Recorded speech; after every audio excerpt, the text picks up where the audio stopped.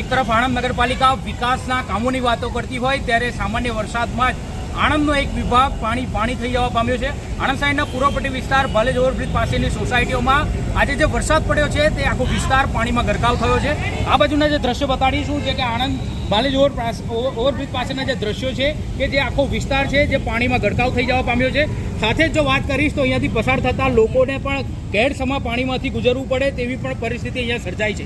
એક તરફ આણંદ નગરપાલિકાની વિકાસની વાત નહીં કરતો હોય તો એક તરફ આણંદનો એક તરફનો આખો વિકાસ જે કહી શકાય કે જે ચાંદીનો વિકાસ છે, ત્યારે બીજી તરફ આ વિકાસ ક્યાંક ને ક્યાંક કહી શકાય કે જે પિત્તળનો વિકાસ હોય તેવા પણ દ્રશ્યો સર્જાયા છે। પાણીમાંથી પસાર થઈ રહેલી એક કાર જે છે અત્યારે બંધ પડી ગઈ છે। કારની અંદર જ જે કાર ચાલક અને તેના સાથે એક વ્યક્તિ છે તે પણ અત્યારે કારની અંદર જ છે। અત્યારે પાલિકાના જે વિકાસની વાતો છે તે અત્યારે પહેલા જ વરસાદમાં તે વિકાસના કામોની પોલ ખુલી હોય તેવા સીધા દ્રશ્યો સર્જાયા છે। આણંદ શહેરમાં જે